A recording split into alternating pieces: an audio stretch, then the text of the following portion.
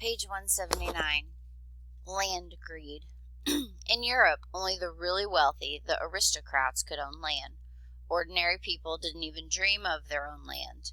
In America, the land was so vast it would take the Europeans more than 200 years just to know how much there was.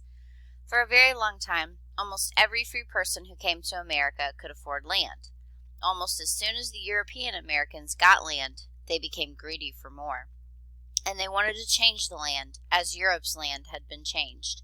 They looked at the beautiful forests and saw an enemy that needed conquering. They cut down trees, leveled hills, filled in swamps, and killed animals and birds. They didn't understand how to work with nature, as the Indians often did. They forced nature to conform to their ways and wants.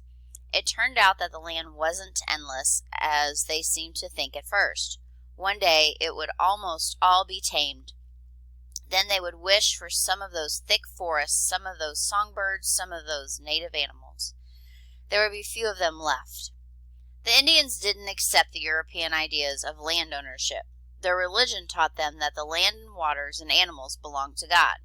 They thought land could only be shared, not owned. So at first, when they signed treaties selling land, they thought they were selling the right to share it.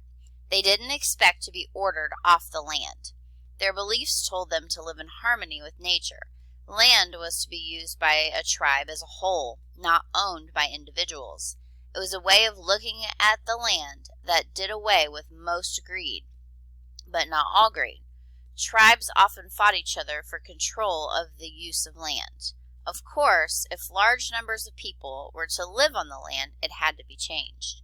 Millions and millions of people can't live in a forest. Cities were needed for all the people who would come to live on this bountiful land. And so we built cities and suburbs, and in the process often polluted and burned and destroyed.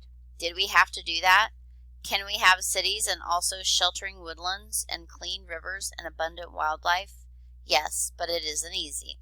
We have to care about our environment. We have to respect the natural world.